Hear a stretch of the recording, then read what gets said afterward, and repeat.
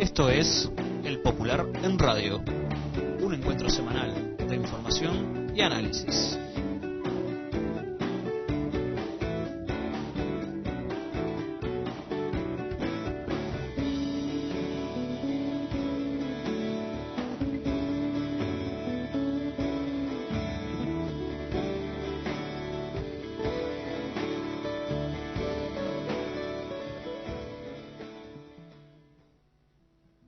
Buenos días a todas y todos. Esta es una nueva edición del Popular en Radio, un espacio de comunicación con los comunistas, los frente amplistas, los militantes sindicales y sociales y con todos los hombres y mujeres interesados en la política y en profundizar el proceso de cambios en nuestro país.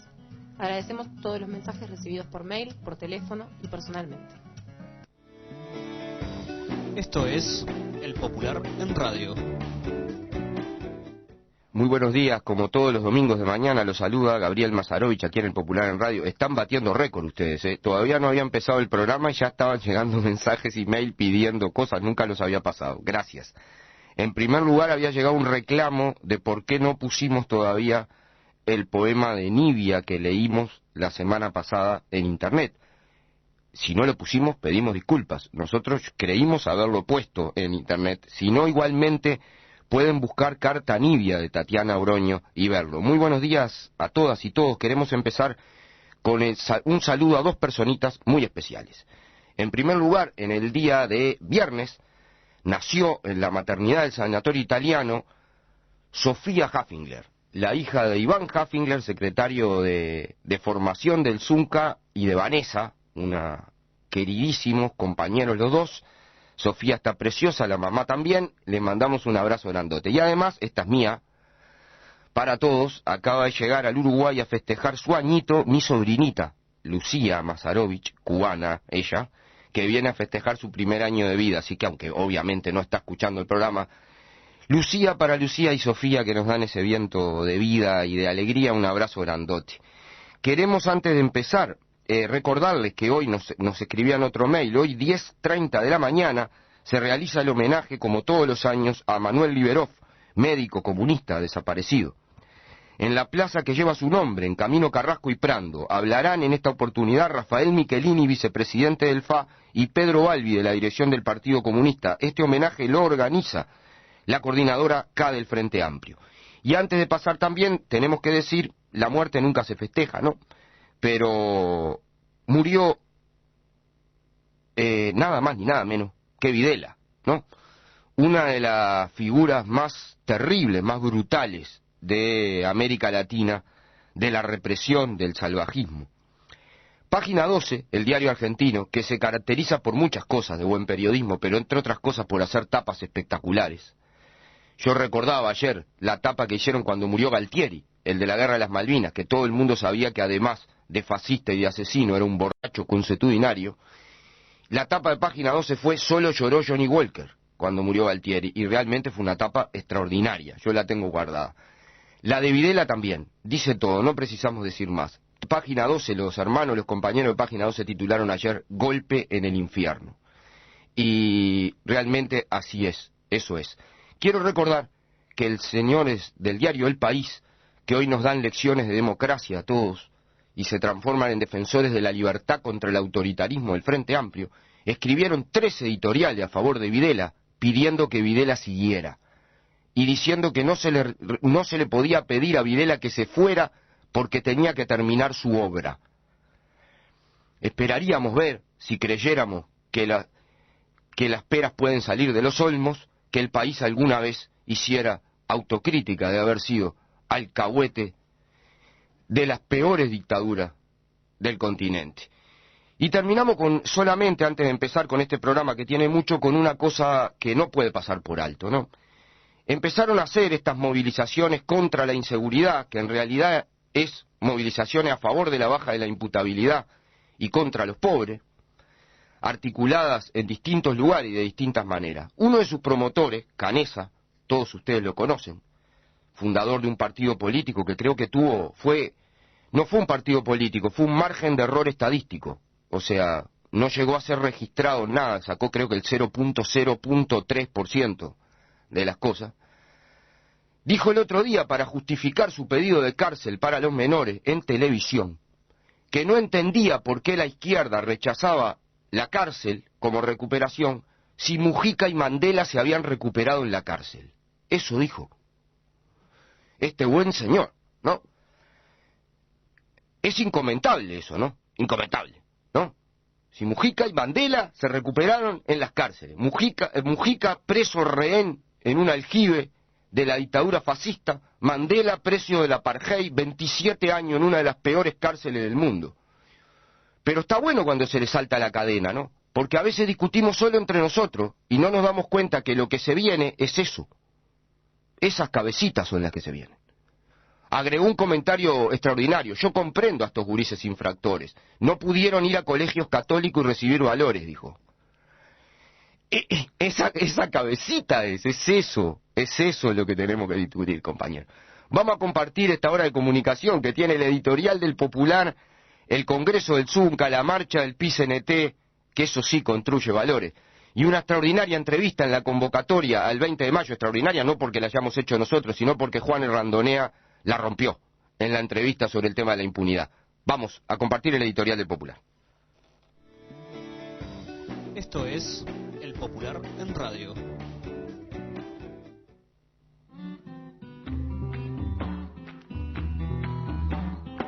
Editorial, la opinión de El Popular. Compartimos con ustedes el editorial del Popular. Esta semana se titula Nibia, el 20 de mayo, la lucha. La construcción de una sociedad más justa y más solidaria, meta que nos impulsa, implica la defensa de la libertad y también compromiso. No es posible ningún proyecto político y social, más allá aún ninguna construcción ciudadana, si se mantiene la impunidad. La lucha por todas esas cosas, por todas, es larga y compleja. Está compuesta por avances y retrocesos, no es lineal. En las vísperas de un nuevo 20 de mayo y de la 18ª Marcha del Silencio, es importante analizar en qué situación estamos, en la permanente lucha por verdad y justicia, que es en definitiva la conquista, difícil, dolorosa, pero imprescindible, de nuevos espacios de libertad. Nibia, el fin de 29 años de mentira e impunidad. La semana pasada, la jueza Dolores Sánchez condenó a 28 años de penitenciaría al general Miguel Dalmao por el homicidio especialmente agravado de Nibia Zabalzagaray, en junio de 1974. La sentencia judicial es importante, en primer lugar, porque le hace justicia a Nibia y pone fin a 29 años de mentira e impunidad. Nibia era militante de la UJC, profesora egresada del IPA, militante estudiantil y del Frente Amplio. Estaba luchando por la democracia y la libertad, y por eso fue asesinada. Fue secuestrada ilegalmente, torturada y murió a consecuencias de la aplicación de una técnica de tortura conocida como el submarino seco, consistente en aplicar una bolsa en la cabeza y apretarla hasta poner al torturado al borde de la asfixia. La dictadura no solo torturó y asesinó a Nibia, fabricó una mentira y la sostuvo durante 29 años. Dalmao siguió sosteniendo esa mentira. Cuando fue preguntado, contestó por escrito que no recordaba el caso y que sabía de él por oídas en el cuartel. Dalmao era el oficial de inteligencia del Batallón de Comunicaciones número 1.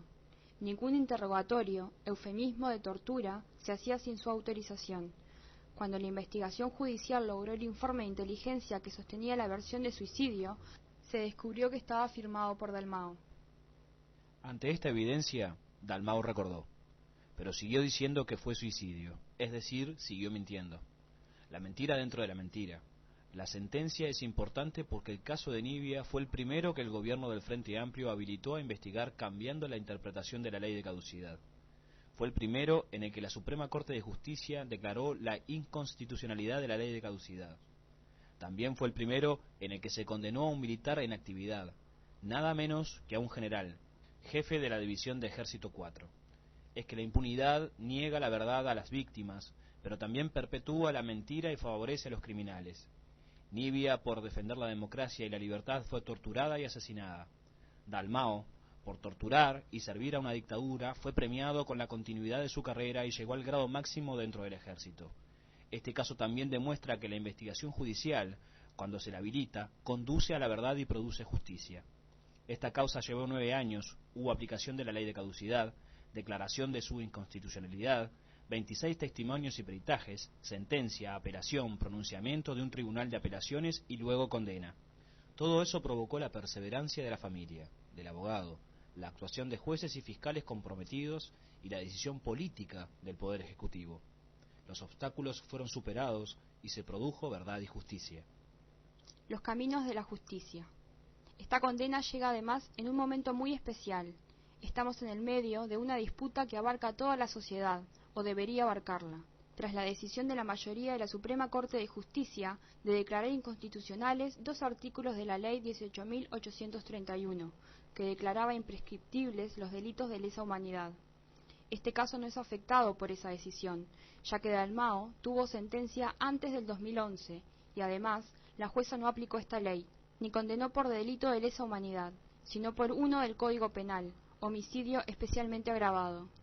Pero su proceso y el rumbo que traza implican claramente una fisura, y no pequeña, en esa muralla que el magistrado de la Suprema Corte de Justicia, Ruibalpino, pretende erigir a favor de la impunidad.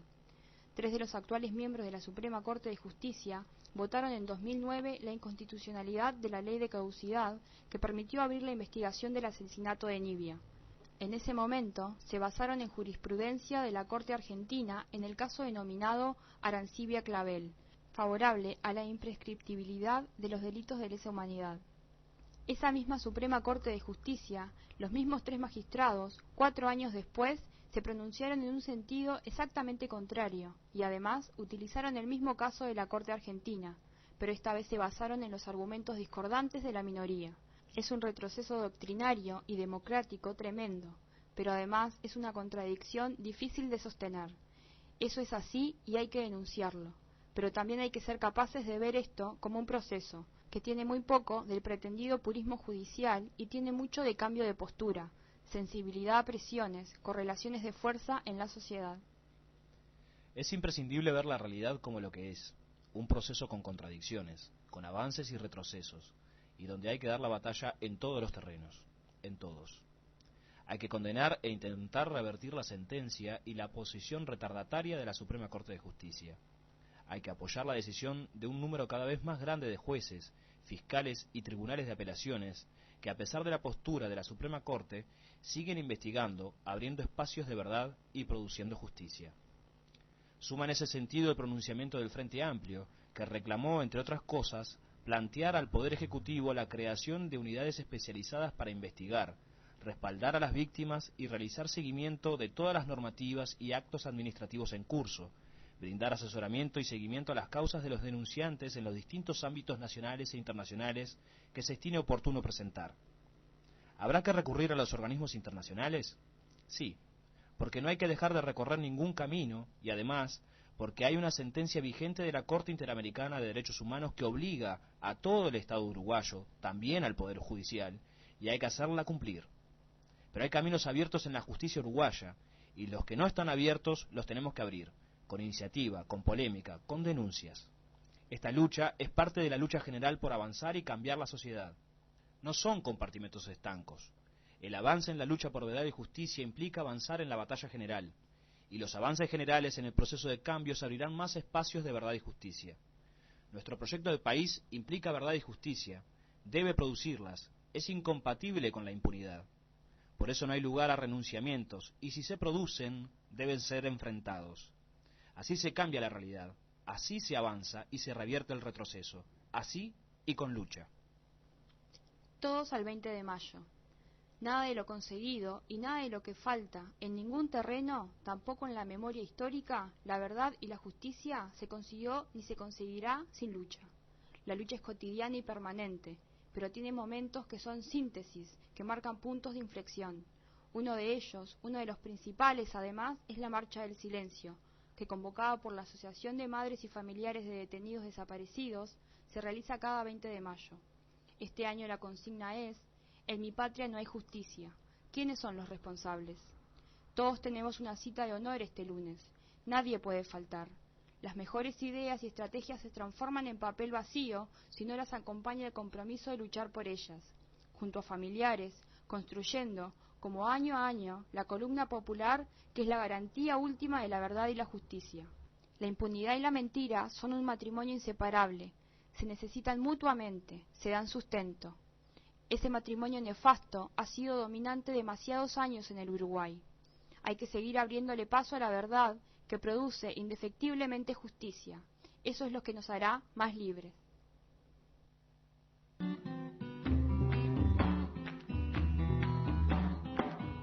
Sindicales. El Uruguay visto desde los trabajadores. Seguimos aquí en el Popular en Radio, agradecemos los mensajes, mail, etcétera, que están llegando, lloviendo, por los dichos, por las cuestiones, por los saludos. Vamos a meternos en los temas del movimiento sindical. Vamos a compartir con ustedes una entrevista con Gabriel Morina, dirigente de SUTEL y del PIT-CNT, en torno al paro nacional de la Central Obrera de este jueves. Querido compañero y tocayo Gabriel Morina, habitué del Popular y del Popular en Radio también para todos los oyentes, así que es una alegría volver a tenerte acá en el programa. Hola Gabriel, ¿qué tal? Saludos a toda la barra y bueno, estamos de orden acá, estamos preparando la jornada de la semana que viene. El día 23 de mayo hay un paro parcial de 9 a 13 horas, con concentración a las 10 de la mañana en la esplanada de la Intendencia Municipal de Montevideo. Luego nos marcharemos hasta 18 y Ande, donde haremos un acto central y donde, bueno, hablará una compañera en representación de la CCEU, hablando específicamente del tema y de la situación que están viviendo los compañeros y trabajadores y trabajadoras de la educación de este país.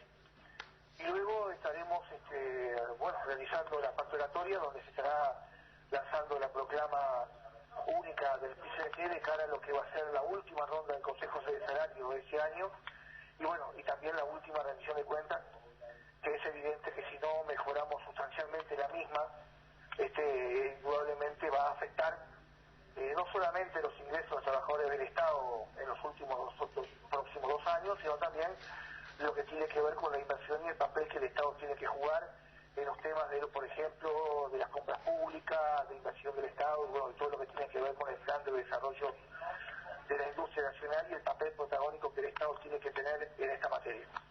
Gabriel, 2 cosas. Tú decías, hay un paro parcial del PIT-CNT, que en ese marco también hay un paro general de 24 horas de la enseñanza, ¿verdad? En ese contexto, los compañeros de la educación resolvieron un paro de 24 horas y bueno, y por supuesto participar activamente de todas las actividades de la central y por supuesto también de este paro parcial de todo el PIT-CNT. Es así tal cual. Gabriel, eso va a ser en Montevideo, ¿va a haber movilizaciones en el interior? Y fue resuelto una mesa representativa nacional ampliada. Los plenarios estarán resolviendo en cada una de las departamentales las características de las movilizaciones departamentales en cada uno de los plenarios. ¿Hay una consigna específica para este paro, Gabriel? La consigna que nosotros venimos manejando es la misma que formó parte de lo que fue el último 1 de mayo, el 1 de mayo pasado, que es hacia una nueva etapa de cambios de cara al pueblo. Gabriel, sabemos que están trabajando en la proclama de lo que va a ser el acto del jueves y los planteos centrales que va a haber, pero si tuvieras que resumir los puntos centrales de esta movilización del PIT-CNT, ¿cómo lo plantearías? Y primero estaríamos planteando que sobre el tema del Consejo de Salario es evidente que en la Cámara de Industria y de Comercio están planteando no aumento de salario. Es evidente que vamos a tener un enfrentamiento brutal porque nosotros fundamentalmente vamos porque quiere que haya aumento de salario, no solamente para los sueldos más bajos en primer lugar, para sacarlos de los 10.000 pesos, sino promover de alguna manera ajustes salariales que vayan de acuerdo a lo que es el aumento de la canasta familiar que día a día aumenta sustancialmente. Hay una falta de control en los precios de algunos productos de primera calidad y necesidad. Por lo tanto, eso se ve afectado en los ingresos de los trabajadores a través de lo que son los aumentos de los mismos. Por tanto, el aumento de salario es fundamental en esto. Creemos fundamental ahondar lo que es la rendición de cuentas en algunos aspectos fundamentales, donde vamos a centrar la misma en lo que es el aumento de salario para los públicos, aumento de salario para los trabajadores de la educación y, por supuesto, las compras públicas que tienen que jugar un papel fundamental de cara al desarrollo. Y, por supuesto, no podemos dejar de lado un tema fundamental como es el tema del Sistema Nacional Integrado de Salud, donde vemos claramente que hay un claro estancamiento, donde los diferentes grupos corporativos médicos están apostando a que esto se tranque y no avance. Por tanto, también va a estar arriba de la mesa avanzar en este sistema y que de alguna manera se empiece a profundizar algunos cambios que son necesarios para seguir avanzando en un proceso que comenzó a partir del 1 de marzo de 2005 y que no vamos a dejar por ningún motivo de la derecha o estos grupos corporativos atenten contra algunos avances positivos que hemos conquistado en los últimos tiempos y por tanto seguir exigiéndole seguir avanzando en este proceso y que el mismo no se detenga. Por tanto, vamos a tratar de colocar arriba de la mesa en forma ordenada todos estos puntos y bueno, y después veremos cómo sigue esto. No nos olvidemos también que vamos a pasar frente a esto el 20 de mayo, que es la marcha del silencio por verdad y justicia, donde claramente nosotros creemos que va a ser multitudinaria la participación de cientos de uruguayos reclamando verdad y justicia. Esto es El Popular en Radio.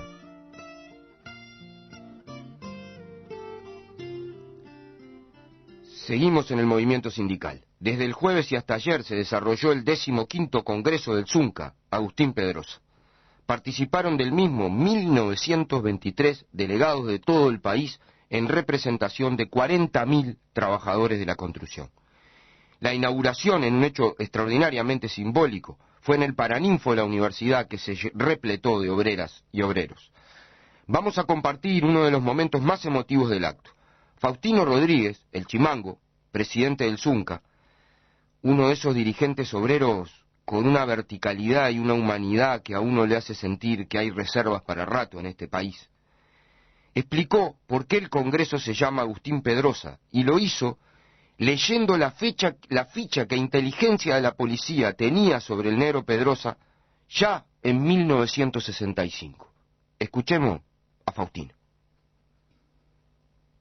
Otro día llegaba al sindicato y encontraba a uno de los compañeros de la departamental de Montevideo rodeado de 3 gurises, que a mí se me ocurría que todavía no tenían edad para trabajar en la construcción. Y cuando averigüé, sí tenían, porque ya tenían 18 años cumplidos, su primer trabajo tal vez. Y bueno, ya uno de ellos es delegado de obra y los demás se acercan como simples militantes. Y acá hay muchos compañeros tan jovencitos que uno está seguro de tener ese recambio totalmente necesario de futuro. Gracias, compañeros jóvenes. Nuestro 15º Congreso Nacional lleva el nombre de un fundador del sindicato de la construcción en el 58, pero mucho antes militante del Zunca. Le queremos rendir un homenaje también en el 55 aniversario nuestro, con algo que fuimos rescatando. Y acá está la ficha de la Dirección Nacional de Inteligencia, que dice: ficha de Agustín Pedrosa, dirigente histórico del Zunca. En los archivos de la Dirección Nacional de Información de la Policía, la DNII, agosto de 1965. Agustín Pedrosa, su nombre verdadero es Agustín Vidal. Dice ser hijo de Juan Pedrosa. Actúa en el Sindicato Único de la Construcción y Anexos. En marzo del 48, dirigente de la Unión General de Trabajadores. En agosto del 58, orador en el 17º Congreso del Partido Comunista. Candidato suplente del Fidel en noviembre del 62 a la Junta Departamental. En abril del 64, integrante del Comité Provisorio Pro Central Única de Trabajadores. Fue reelecto como integrante del Comité Ejecutivo de la Central de Trabajadores del Uruguay en su 2º Congreso Ordinario. Esa es la ficha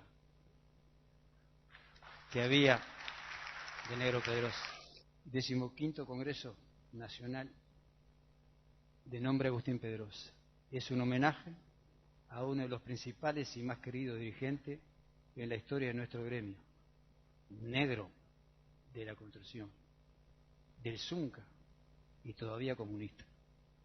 Supo los odios y la furia de los poderosos, pero también del profundo amor y respeto de sus trabajadores, fundador de las herramientas unitarias de nuestro pueblo. Entregó su vida a las causas de los trabajadores, murió perseguido y pobre, pero digno es en esas reservas éticas en las que hay que buscar el ejemplo para la lucha que viene. 15º Congreso Nacional que rinde homenaje a todas las generaciones que nos anteceden y que encuentran en Agustín Pedrosa, primer presidente del Zunca, una figura que une nuestra historia, porque el Zunca es eso, el Zunca nos une. Salud, compañeros y compañeras. Están llegando mail y mensajes al teléfono. ¿Dónde se consigue este audio de Faustino? Y en ningún lugar. Porque un dirigente obrero con esa cristalinidad, con esa verticalidad humana, con esa sencillez, no le interesa a nadie. Le interesa si grita, si está enfrentado con otro, en las cosas normales del movimiento sindical. Pero bueno, lo vamos a poner, y es difícil, ¿no? Hay que tener horchata en las venas para no emocionarse al escuchar así hablar de otro gran dirigente sindical del movimiento sindical uruguayo. Otro de los hechos inéditos fue la presencia del presidente de la República, José Mujica, en el Congreso del Zunca, en el Paraninfo lleno de obreros y de estudiantes. En un hecho de enorme relevancia, habló, venía muy cansado, ustedes van a ver, nosotros pusimos todo el audio porque vale la pena que compartan el estado de ánimo que tenía Mujica cuando llegó a última hora de la noche al Congreso del Zunca, y lo que le dijo a los compañeros. Escuchémoslo. Le vamos a pedir al compañero presidente Pepe Mujica, bueno, que nos brinde un par de palabras. Sabemos que anda cansado, que anda apurado, como siempre, pero bueno, le vamos a pedir un esfuerzo más. Presidente.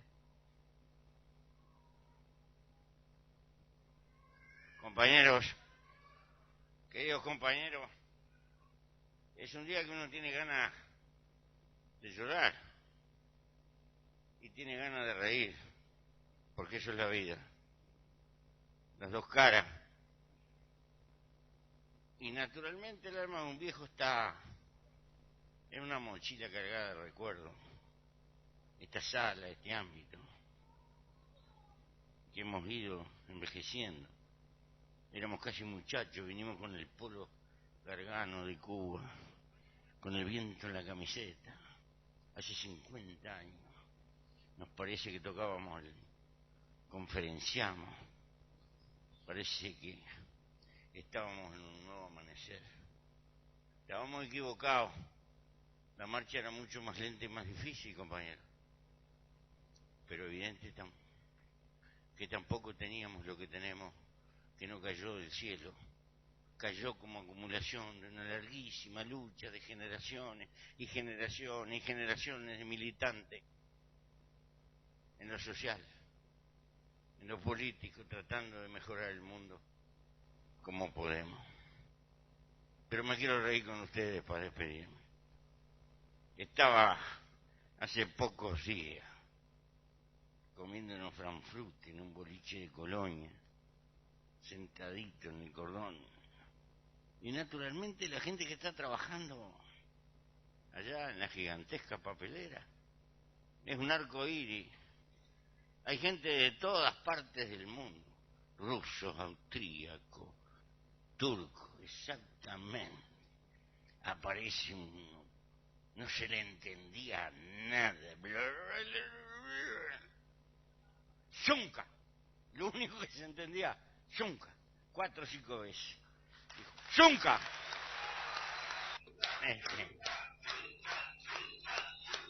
No sé, antiguamente, cuando éramos politizados, le llamábamos internacionalismo proletario, todas esas bagatelas de verbos que utilizamos. Pero ustedes hicieron lo que había que hacer. Vienen a ganarse la vida disparando de otras partes. Y abrieron los brazos y los protegieron como corresponde, porque aunque no entiendan una palabra de castellano, son obreros, son trabajadores, y como tanto hay que hacerlo respetar. Gracias, compañero. Gracias. Era el compañero presidente de la República, José Mujica, en el Congreso del Zunca, hablando de la solidaridad, de la construcción de lucha común. Recordemos, los oyentes del Popular lo saben, que hay en Conchillas obreros rusos, polacos, rumanos, turcos, afiliados al Zunca, por la defensa que hicieron los trabajadores uruguayos de sus derechos. El informe central del Congreso lo dio el secretario general del Zuncar, Óscar Andrade. Comenzó con un brevísimo recorrido histórico y se refirió a las primeras plataformas reivindicativas de hace más de 50 años y la situación que vivían los trabajadores de la construcción. Escuchemos este breve pasaje. Hay una plataforma histórica que aún se guarda en el sindicato de cuando Piria construyó la Rambla y las primeras reivindicaciones de los compañeros eran basta de maltrato físico. Y la segunda reivindicación, porque haya agua potable. Es larga la historia de la lucha de los trabajadores de la construcción en todos los planos. Qué invisibilizados que están los trabajadores en todas las cosas históricas, ¿no? Porque uno mira las grandes obras y después recuerda esto, ¿no? Los compañeros pedían que no les pegaran en la obra, en las gigantescas obras que hoy disfrutamos, y que les dieran agua potable y no contaminada, que se morían cuando tomaban, ¿no? Esa es la historia de donde viene la lucha de los trabajadores uruguayos por la dignidad. Andrade también recordó la lucha de los obreros por la libertad y la democracia, y rescató el heroísmo del Zunca, que realizó un paro general en plena dictadura, historia poco conocida. Y hace 40 años se instaló la dictadura salvaje en el país. Zunca tiene en su historia el hecho de no solamente haber participado en la huelga general, sino que tiene un segundo momento glorioso. Porque en agosto del año 74, en medio de las políticas de ajuste, de reestructura, la dictadura va contra la ley de aporte unificado y presenta un proyecto para liquidar una conquista histórica de los trabajadores de la construcción. Acá hay compañeros presentes que participaron de la dirección del sindicato que tomó la decisión de ir a la huelga en octubre del 74 contra la medida de la dictadura. Y los compañeros no eran ingenuos. Tenían claro que votar la huelga contra una dictadura consolidada era igual a votar ir en cana. Pero tenían un enorme dilema. No defender lo que había sido conquistado con lucha les podía hacer perder algo más preciado quizá que la libertad, que es la confianza de los trabajadores.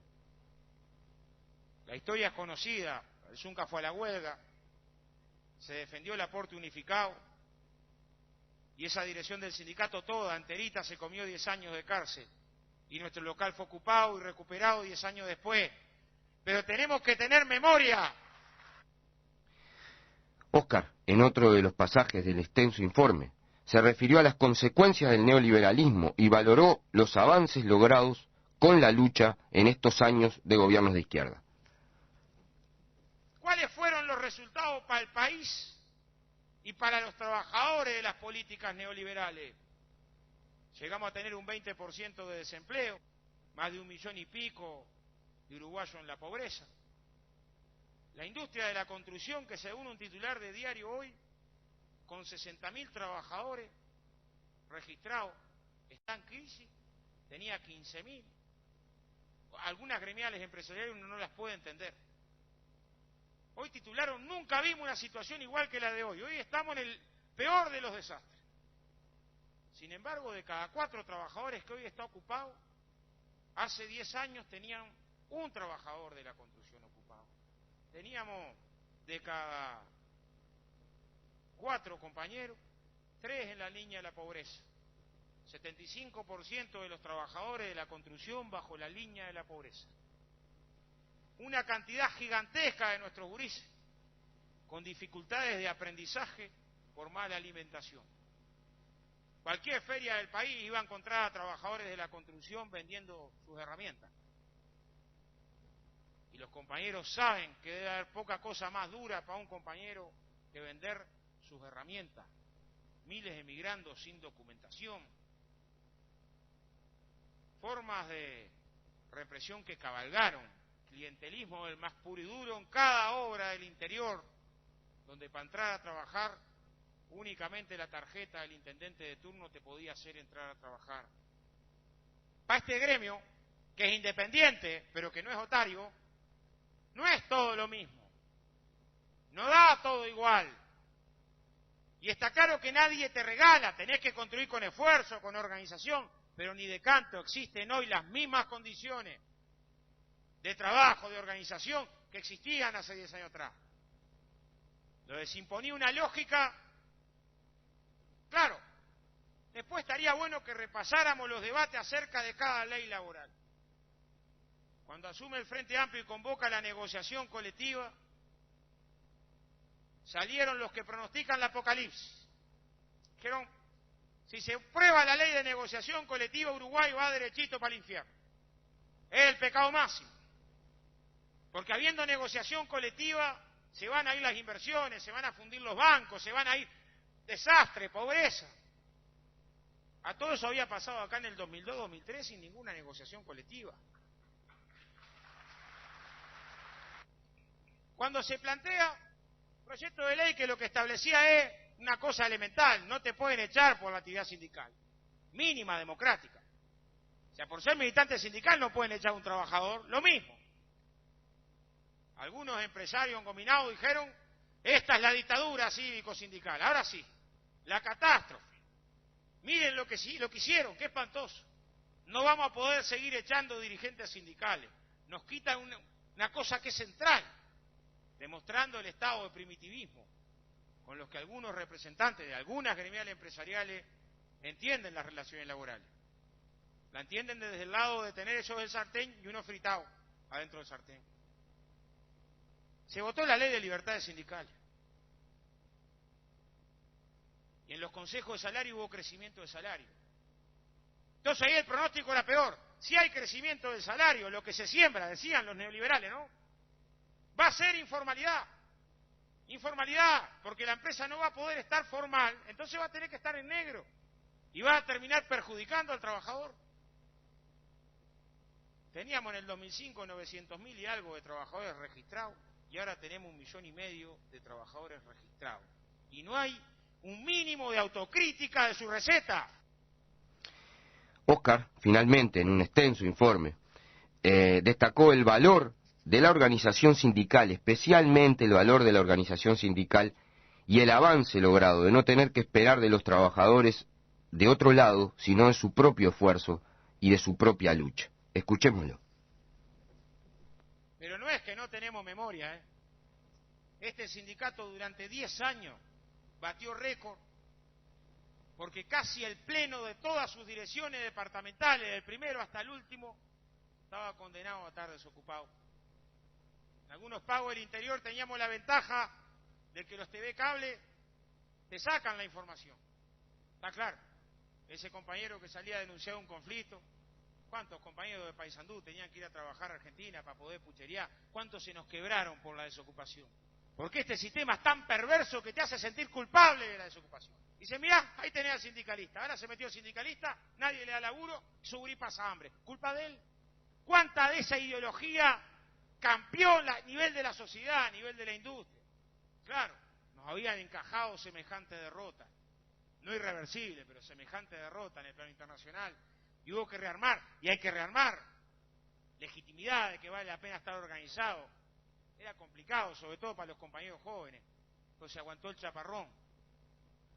Los congresos son una fotografía del estado de la organización. Nosotros hace 11 años hacíamos un congreso en el local de AEU.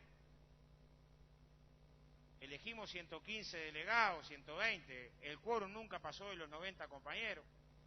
De los 90 delegados que éramos en ese congreso, la mitad estaba desocupado, sin changa. Dábamos pena. Llegamos a estar sin luz en el sindicato. Hoy tenemos 1920 delegados a este congreso. Enorme esfuerzo de organización, enorme.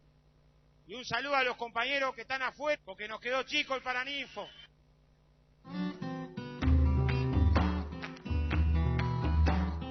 Aportes, una síntesis de la cobertura cultural del Popular. Muy buenos días, amigos. Compartimos con ustedes el Aportes, suplemento cultural del Popular. En tapa encontramos el capítulo número 7 de la historia del pensamiento occidental. En este caso, Roma Eterna, a cargo del profesor de Historia, Liber Romero.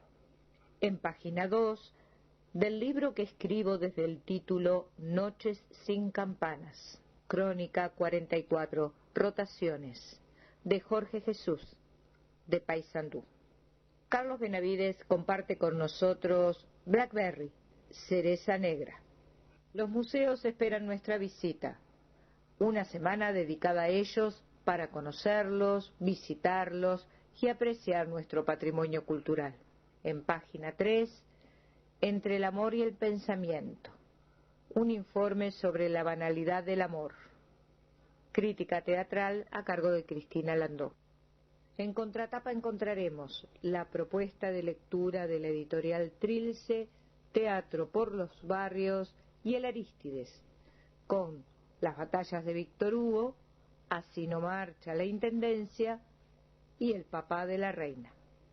Hasta el próximo domingo, amigos. Porque la lucha de ideas es en todos lados, ahora el Popular en Radio, también en Facebook. Agregando nuestra página podés acceder a los programas grabados para escuchar en línea o descargarlos a tu PC. Búscanos y sumate a nuestra red de amigos. El Popular en Radio, también en Facebook.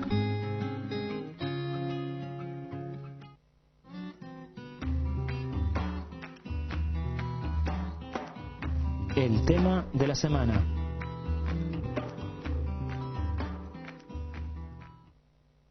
Estamos con Juan Argandorea, que además de ser un queridísimo compañero de muchísimos años, de trayectoria, de luchas comunes, además de ser un compañero al que queremos muchísimo y respetamos muchísimo como compañero, como hermano de lucha, lo respetamos muchísimo por su actividad profesional y por el compromiso y la lucidez que ha demostrado en este caso y en otros, en el debate general en la lucha contra la impunidad.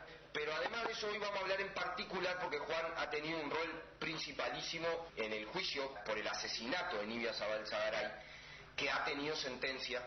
Juan, ¿cómo se da la denuncia? ¿En qué ámbito y qué pasos se dieron para que llegara a ser un caso judicial? Primero te agradezco, Gabriel, todos los conceptos que dijiste. Somos compañeros desde hace décadas, así que todo eso está sobreentendido. Así que paso directamente a lo que me estás preguntando. Y mira, el tema arrancó en el 2004, te lo digo muy rápidamente.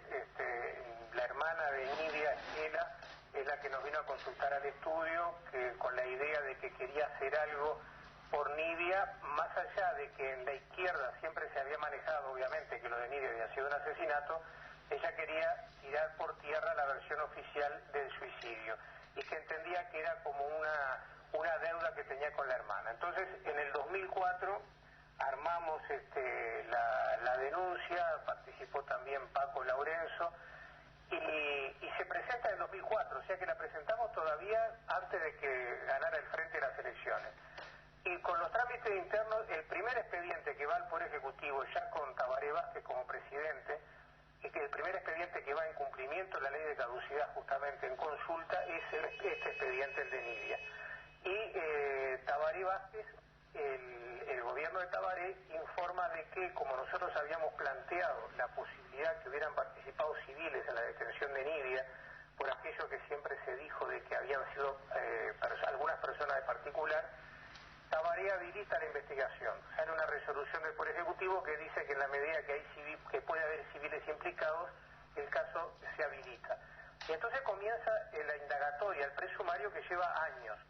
Cuando se llega a un punto en que era evidente que no habían participado civiles en la detención y muerte de Nidia, sino que había sido el ejército directamente y la unidad que ya se sabía cuál era, el batallón de comunicaciones número 1, ahí hay un planteo de clausura del expediente en aplicación de la ley de caducidad. Y es frente a eso que la Fiscalía, a cargo de la doctora Guiance, interpone un recurso de inconstitucionalidad de la ley de caducidad que se quería hacer valer. De ahí el expediente va a la Suprema Corte y sale en octubre del 2009 la sentencia de la Corte que declara la inconstitucionalidad de la ley de caducidad para este caso concreto, pero atrás de esa sentencia vinieron una cantidad de sentencias en el mismo tono. O sea que este expediente tuvo, si se quiere, el privilegio, entre comillas, de haber sido el primero que el gobierno del Frente habilitó que se investigara en aplicación de la ley de caducidad, en interpretación correcta de la ley de caducidad, y el primero que la Suprema Corte declara la inconstitucionalidad de la ley de caducidad. Una vez que la Corte declaró la inconstitucionalidad, ahí se abrieron las puertas para hacer una investigación y una indagatoria en serio, porque ya los militares dejaron de ser testigos y pasaron a ser todos indagados. Y en aproximadamente un año de actuación judicial se llega al procesamiento del general Dalmau y del coronel Chalanza, que están, bueno, en prisión desde entonces hasta ahora. Eso fue apelado por la defensa de los dos militares. En el 2011 el Tribunal de Apelaciones confirmó el procesamiento, se siguió el proceso penal y ahora en estos días salió la sentencia de condena de la jueza, que condena a Dalmau a 28 años de penitenciaría. Con respecto a Chalanza todavía no salió la sentencia porque la defensa de Chalanza planteó una inconstitucionalidad justamente por la ley 18.331, la de noviembre del 2011, y entonces el expediente en cuanto a Chalanza está en la Corte. Y bueno, eso es un poco el raconto de cómo llegamos hasta esta instancia. En el expediente fueron a declarar en total, yo lo estaba revisando ahora justamente de la sentencia, 26 personas declararon, entre militares que estaban en situación de indagados y presos políticos que fueron a declarar al juzgado y testigos de distinto tipo. Entre los testigos, por ejemplo, te acordarás que estaba Marcos Carámbula, que fue de los primeros testigos que declaró. Sí, porque hizo una autopsia, ¿verdad? Exacto, porque él tuvo una participación, en realidad no llegó a hacer una autopsia, pero lo que hizo fue un examen del cuerpo de Nibia, una vez que había sido, porque conviene recordar que el cuerpo de Nibia fue entregado por las autoridades del batallón en cajón cerrado con indicación de que no se abriera y con la versión oficial del suicidio. Y es ahí que la familia de Nibia le pide a Marcos, que todavía no se había recibido de médico, que examinara el cuerpo, y ahí Marcos constata toda una serie de lesiones que después lo comenta con un forense amigo de él, y que le dice que bueno, que eso tenía todo el aspecto de ser producto del submarino seco, o sea, de la capucha apretada en el cuello o bolsa de nylon o lo que fuera. Y bueno, ese es el cúmulo de pruebas. Hay también pericias forenses, hay una junta de médicos legistas y de psicólogos que analizó, hizo una autopsia histórica. O sea, el cúmulo de pruebas realmente es enorme. Por eso cuando uno escucha a la defensa de Dalmau Chalanza decir que la jueza condenó sin tener pruebas, realmente es eso. Obviamente se trata la defensa de ellos y no van a decir otra cosa, pero realmente no responde a nada de lo que surge del expediente. Hay un detalle, Juan, en esta cosa que tú planteas que a mí me parece importante decir. Tú planteabas todos los avatares jurídicos que sufrió. Esta declaración de inconstitucionalidad, que como vos decís bien, fue la primera declaración de inconstitucionalidad de la ley de caducidad en un caso concreto, fue votado por una Suprema Corte con una integración muy similar a la actual. Sí, de los 5 ministros actuales, 3 integraban la Suprema Corte en ese momento y votaron a favor. Es decir, la sentencia de inconstitucionalidad del 2009 salió por unanimidad de los 5 ministros. Y 3 de ellos siguen siendo ministros de la Corte actualmente. O sea, es un poco la paradoja que tiene el funcionamiento de los organismos jurisdiccionales, que a veces muestran también de que no todo es igual y que también hay avances y retrocesos en todas las áreas, ¿no? Y cómo las personas pueden cambiar de punto de vista, pero justamente eso es lo que no nos permitiría hacer un paquete de toda la Suprema Corte y decir, bueno, toda la Suprema Corte es proclive a la impunidad o toda la Suprema Corte. Yo creo que cuando se hace análisis de ese tipo generales, poniendo a todo el mundo en una bolsa, en los hechos no nos hace ningún favor a nosotros mismos, a la causa de los derechos humanos, porque a veces parecería que es un poco como los partidos de fútbol, que si el árbitro cobra a favor nuestro es bárbaro y si cobra en contra nuestro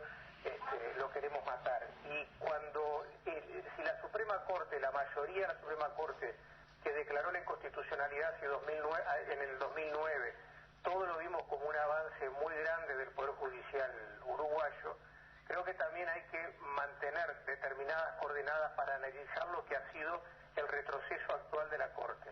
Lo que sí hay que marcar es que la Corte actual, aunque es con una mayoría con la misma integración, ha tenido un retroceso conceptual y doctrinario enorme. Eso sí yo creo que hay que marcarlo, porque responde a la realidad. Yo en algún artículo que escribí ponía como ejemplo de lo que ha sido el retroceso doctrinario de la Corte, que en la sentencia de Nidia del 2009, la Corte se basa, por ejemplo, uno de los casos que cita de jurisprudencia internacional, en una sentencia de la Corte Suprema Argentina, en un caso que es muy conocido, Arancibia Clavel, que fundamenta en esa sentencia. Y en esta sentencia de ahora, la que salió hace poquito, se fundan en la discordia de aquella sentencia, o sea, en lo que los jueces de la minoría de aquel momento dijeron. Eso es un cambio doctrinario gigantesco, porque no se puede, el mismo órgano no puede fundamentar una determinada corriente y después, 3 o 4 años después, fundamentar lo que es la corriente minoritaria de la Corte Argentina. ¿A qué responde eso? Bueno, eso daría para otra nota.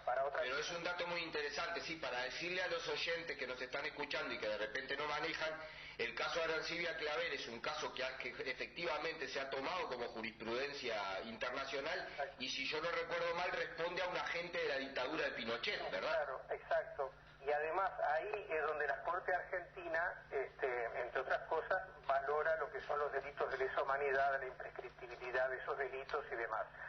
Que si uno ve en la sentencia de Nidia del 2009 de la Suprema Corte, es una sentencia muy buena, no solo por lo que dice que la ley de caducidad es inconstitucional, sino además por lo que sugiere la propia sentencia, porque tiene una cantidad de referencias a jurisprudencia internacional, en particular de la Corte Argentina, que a uno le daba a entender como que la Suprema Corte nuestra estaba empezando a andar por un determinado camino, que después ese camino se desandó y agarró para otro lado. Pero entonces, en realidad lo que uno tiene que valorar es lo que en un determinado momento se hizo y tratar de que la Corte y el Poder Judicial vuelvan a andar por ese mismo camino. Más allá de los análisis que se puedan hacer de por qué dio marcha atrás y agarró por otro lado, ¿no? Claro, y eso en definitiva siempre va a ser un problema de debate y de lucha, Claro, ¿no? exactamente, sí, sí. Ahora, lo que te queríamos plantear, además, ahora viendo en concreto, ahora esta sentencia de la jueza, que vale la pena además nombrar, Dolores Sánchez, ¿verdad? Exacto, sí, sí. Que además se ha dado, no tiene que ver, hay fiscales y jueces hombres también, pero se ha dado un protagonismo de las mujeres, tanto juezas como fiscales. Sí. Ahora estábamos hablando de la condena a Ríos Montt, que es histórica, el genocidio en Guatemala. Sí. Es una condena histórica para el mundo, además, ¿no? Por un jefe de Estado por genocidio, y también es una jueza mujer, digo, ¿no? Yasmín Barrios en Guatemala. Es un detalle, parece, ¿no? Pero no es un detalle menor. Acá tenemos a Mirta Gianzi, a la jueza Mota, a la fiscal Telechea, que han jugado un papel muy importante, todas, en esta vuelta. En una Suprema Corte de Justicia que no tiene mujeres, por ejemplo. No. La última participación, no sé si fue única, que yo recuerde, de mujer, fue Jacinta Valvela. Que fue la famosa discordia que no avaló la ley de impunidad.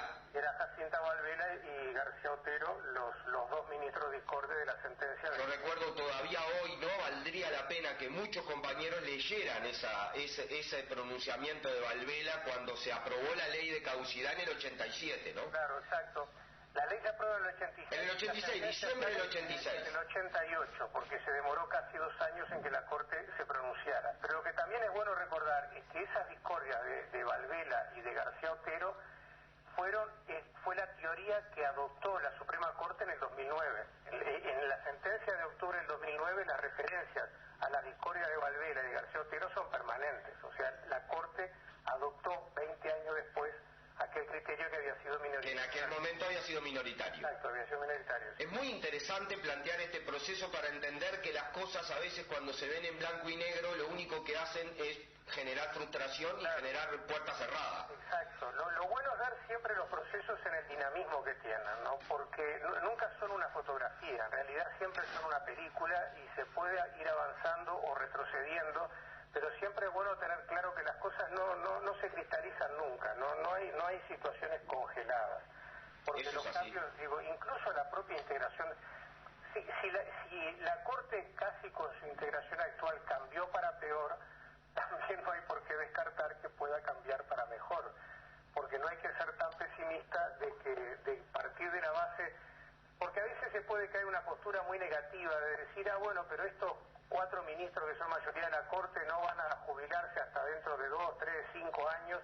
Entonces caemos en un automatismo de las cosas que pensamos que bueno, que hasta que no suba otra tanda de jueces, y las cosas no se resuelven así, porque ni en el Poder Judicial funcionan así, porque si en el 2007 hubiéramos pensado con ese criterio, hubiéramos creído que nunca iba a ser posible, o iba a tardar más años todavía en tener una sentencia de inconstitucionalidad de la Corte.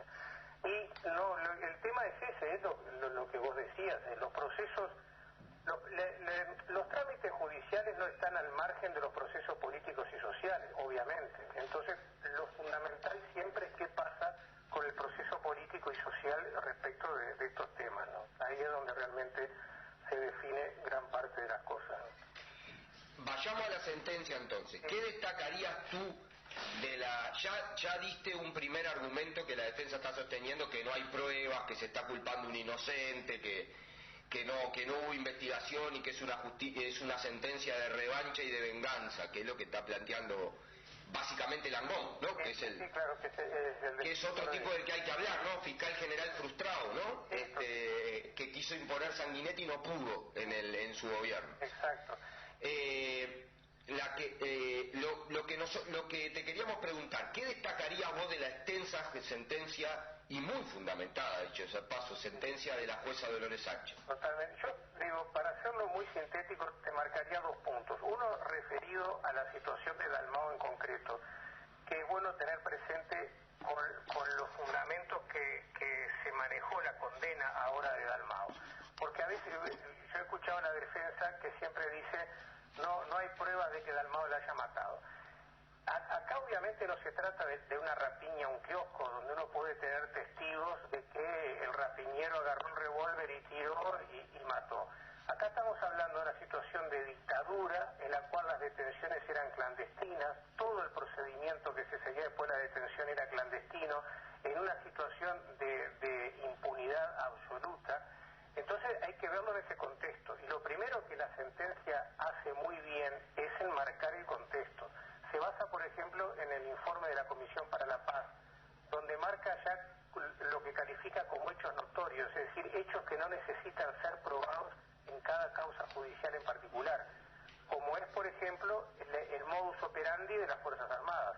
Ya es un hecho notorio en el Uruguay y está probado, y no hay que probarlo en cada expediente en particular, cómo eran las detenciones, qué pasaba con los presos una vez que eran detenidos, la tortura sistemática, cómo era el funcionamiento dentro de los cuarteles, el conocimiento y dominio que tenían los jefes de las unidades militares y los oficiales de inteligencia en cada una de las unidades, cómo actuaba la OCOA como organismo coordinador, trabajando con los oficiales de inteligencia en cada unidad. Esos ya son hechos notorios. Entonces, cuando uno ve o escucha, por ejemplo, a la defensa de Dalmau tratando de circunscribir el hecho como que esto hubiera sido un homicidio individual, una cosa aislada totalmente del contexto, claro, obviamente que lo hacen porque están tratando de bajarle el perfil a lo que es un homicidio político. Pero lo que hace muy bien la jueza es marcar el contexto de en qué circunstancias se produce la detención y la muerte de Nidia. A eso le agrega un segundo elemento, que es la versión oficial. Que la versión oficial, para desgracia de Dalmau, la firmó, hay un informe del día de la muerte de Nidia, firmado por el propio alférez Miguel Dalmau, alférez en aquel momento oficial encargado, dice, del S2 de inteligencia, donde hace un informe al juez militar que intervino en ese momento. O sea que es él mismo el que aparece documentando la versión oficial del suicidio. Pero después, cuando nosotros presentamos la denuncia ya por los años 2006-2007, cuando el juzgado le pide a Dalmau que por exhorto, o sea, por escrito, porque por ser general en actividad no estaba obligado como testigo a ir al juzgado, contesta por escrito y dice que recuerda poco de lo sucedido con la muerte de Nidia, pero sabe que no tuvo contacto directo con la situación, pero que se enteró por oídas del cuartel.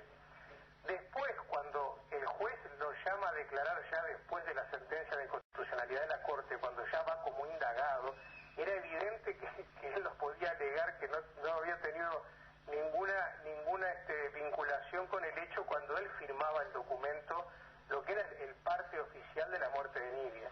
Entonces ahí se empieza a desmoronar la versión oficial del supuesto suicidio. A eso se sumó un peritaje de médicos forenses del Poder Judicial, a pedido del juez Momero, donde descartan totalmente por imposible la versión oficial de cómo habían encontrado el cuerpo de Nidia. Dice que para que la versión oficial fuera cierta, Nidia tenía que medir 2,5 metros de estatura. Y después se suma todavía la declaración de un médico militar que estaba en el cuartel, que no estuvo vinculado al hecho, que estaba atendiendo a familiares y niños de los soldados que estaban en el batallón, que lo llaman tratando de montar toda una puesta en escena, lo llaman para que él declare que sí, que está muerta, y este médico en el juzgado dice que sí, que la vio a Nidia muerta, pero que para él tenía varias horas de muerta, desmoronando lo que era la versión que daba Dalmao y Chalanza de que recién en ese momento, cuando llaman al médico, que se produce el fallecimiento de Nidia.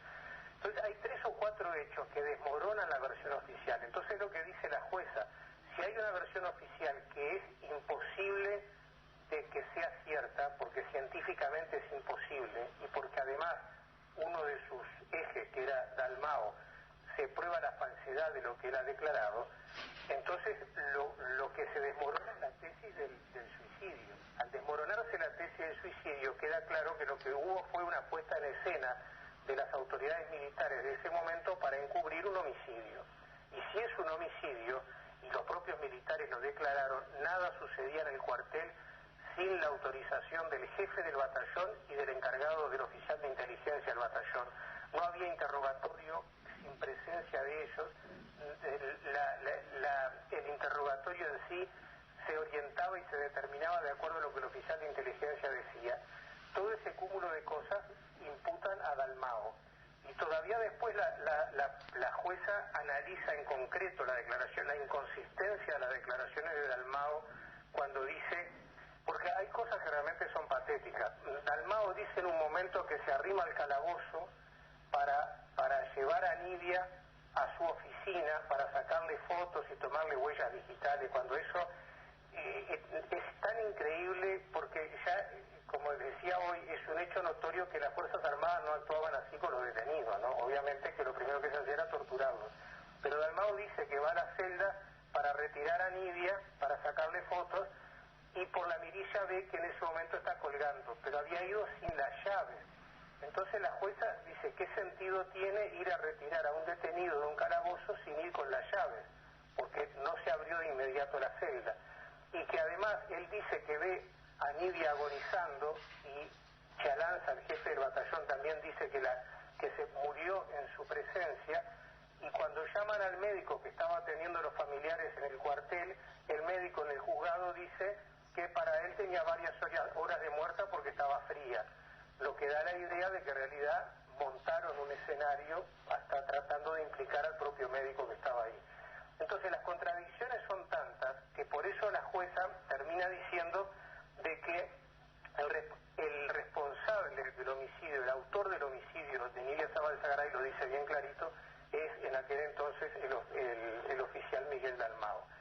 Ese es uno de los primeros puntos que me interesaba que quedara claro, decir de que la sentencia es contundente en cuanto a la responsabilidad penal de Dalmao en la muerte de Nidia. Y el segundo aspecto, ya más general, que también es muy interesante, la propia sentencia, que la sentencia se afilia a la tesis de los delitos de lesa humanidad y de la primacía del derecho internacional de los derechos humanos. Pero en este caso no acoge lo que era el pedido de la Fiscalía de que se aplicara la figura del homicidio político, que es una figura prevista en la ley 18.026, que es como una figura de delito de lesa humanidad, sino que entiende que no es aplicable y lo hace para no caer en la retroactividad de la ley penal.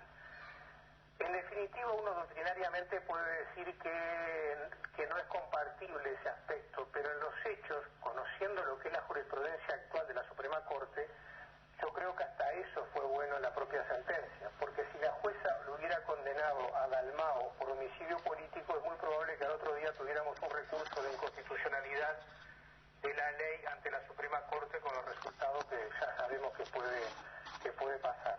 Estamos diciendo que en esta sentencia, como en otras, los jueces no aplicaron la ley que la Corte declaró inconstitucional en sus dos primeros artículos. No aplicaron esa y tampoco aplica la 18.026, que no ha sido declarada inconstitucional, pero que si se aplica retroactivamente, entre comillas, puede llegar a ser declarada inconstitucional por el criterio que está manejando la Corte.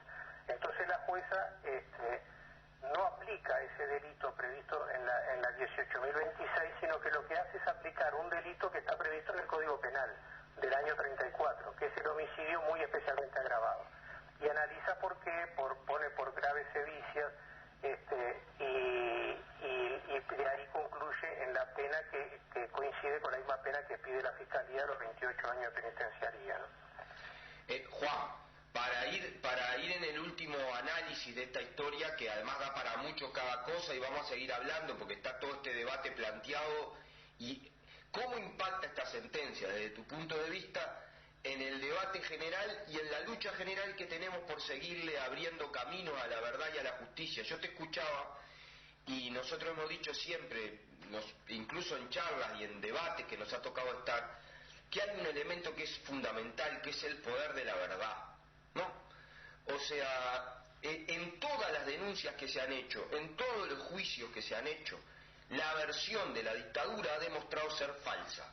Y la versión que daban los denunciantes, las víctimas, los luchadores, los combatientes de la resistencia, hemos demostrado que nosotros decimos la verdad, que no hemos mentido. Y ni una sola vez, en ningún caso, se ha dado este. Y este es un ejemplo muy claro. Yo cuando te escuchaba hablar me acordaba de lo que pasó con Tranquilino Machado y Ramón Peré, ¿no? Sí, tal cual. Que es casi exactamente lo mismo, y podemos hablar de lo de Elena Quintero o de lo de Julio Castro y la pantomina que montaron con Pluna y que se había ido para Buenos Aires, ¿no?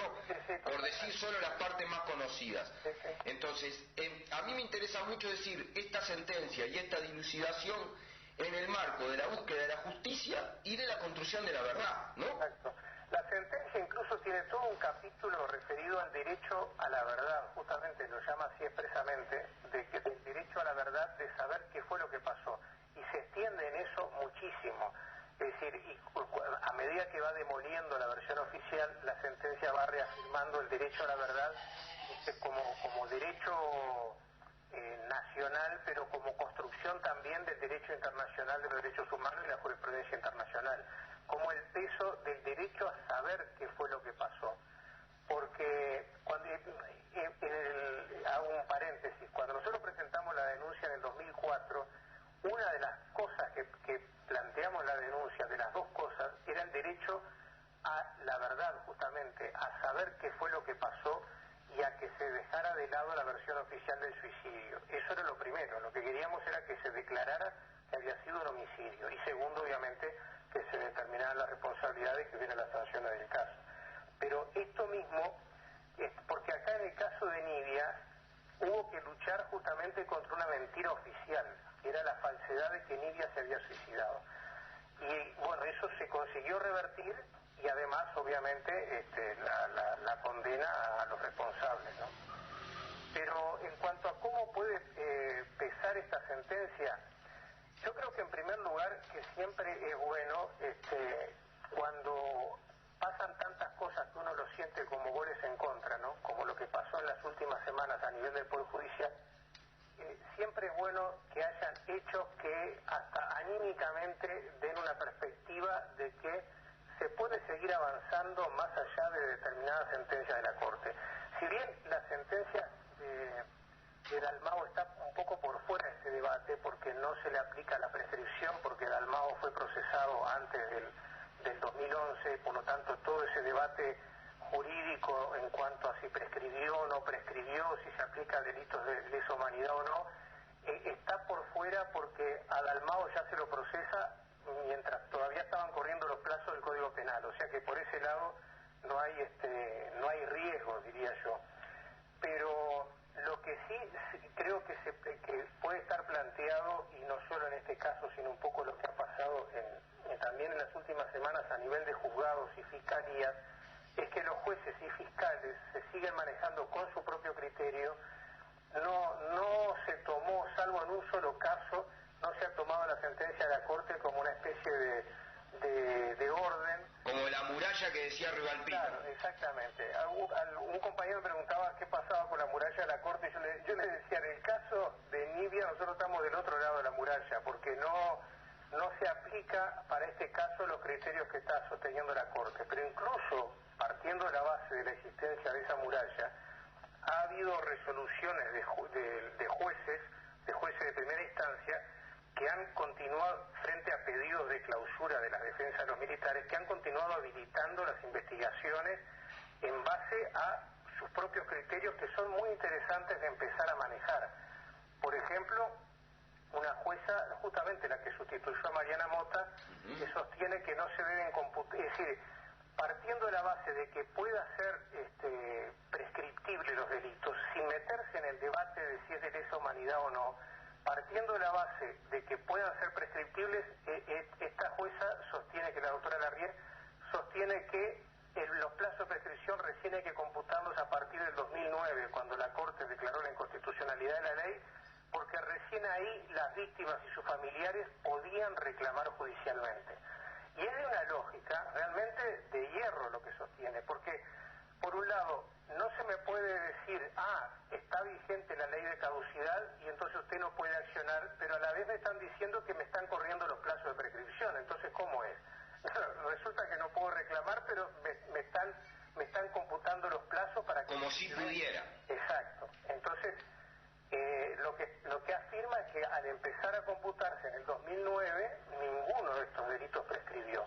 Hay otra resolución de Fernández Lechini en un mismo sentido, que uno retrotrae al 2005, cuando el gobierno del Frente cambia el criterio de interpretación de la ley de caducidad y habilita las investigaciones. Todo esto en base a la aplicación de principios contenidos en los tratados internacionales, que es el derecho a la tutela judicial. Se parte de la base que el Estado uruguayo hasta el 2005 o el 2009 no cumplió con su obligación de la tutela judicial a las víctimas y los familiares, que por lo tanto, si no cumplía con ese deber, no puede computar plazos de prescripción, de manera que las víctimas y los familiares no podían accionar, pero le estaban computando los plazos como si sí pudieran accionar. Y es realmente, creo que son teorías o concepciones que merecen examinarse detenidamente, porque habilitan a seguir peleando en estas causas en los tribunales uruguayos sin recurrir a los organismos internacionales, que en mi concepto deben ser el último recurso al cual recurrir. Porque no es, primero por razones prácticas, no es fácil que cada una de las causas que existen en Uruguay tenga que ir primero a la Comisión Interamericana y después a la Corte Interamericana, porque materialmente es muy difícil, por no decir imposible, y es porque es costoso, porque por algo en todos estos años tuvimos un solo fallo, que es el del caso Heyman, cuando tenemos decenas o cientos de causas judiciales acá. Entonces queda, me parece, mucho por pelear a nivel de los tribunales uruguayos, y que se puede avanzar mucho todavía con los jueces, con los fiscales, con los tribunales de apelaciones, que en varios casos tienen posturas que no coinciden con la Corte. Y también, obviamente, enmarcarlo dentro de un proceso político y social que tiene que ser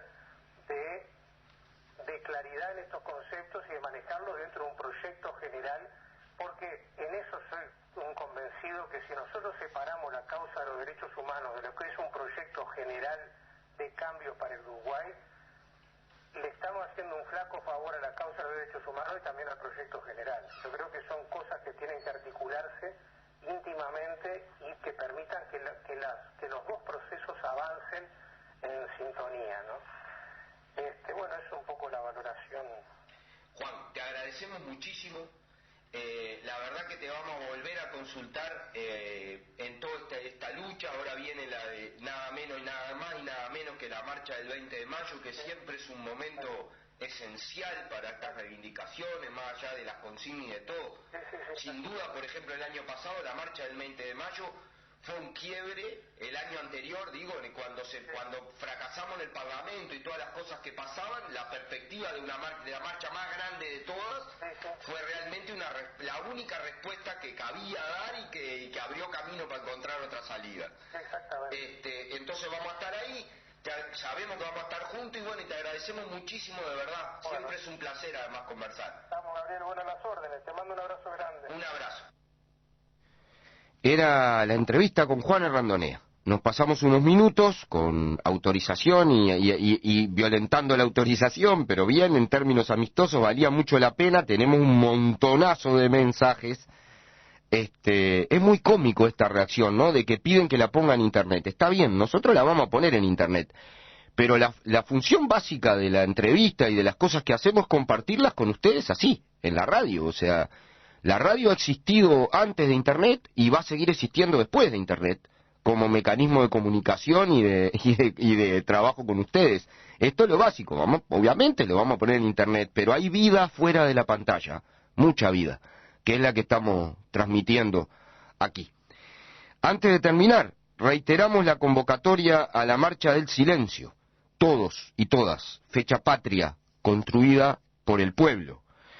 Mañana, lunes 20 de mayo, a las 19 horas, en Rivera y Jackson, para marchar luego hasta la Plaza Libertad. Este año la consigna es: en mi patria no hay justicia, ¿quiénes son los responsables? Como todos los años, como hace 18 años, junto a la Asociación de Madres y Familiares de Uruguayos Detenidos Desaparecidos.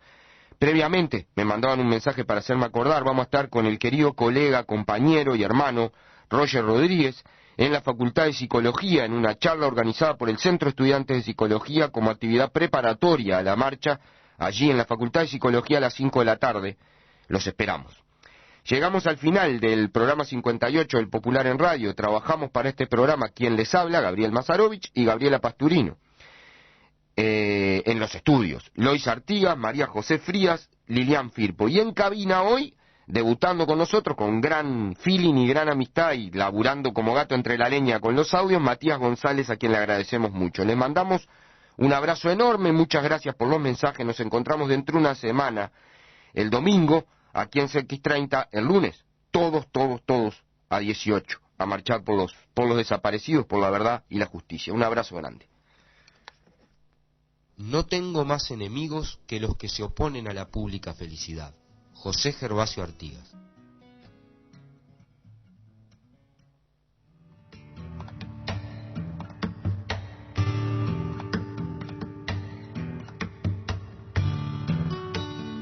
Esto fue El Popular en Radio. Para comunicarse con nosotros puede llamar al 29 29 11 91 o escribirnos a elpopular@gmail.com. Nos volvemos a encontrar el próximo domingo a las 9:30 horas en esta misma emisora.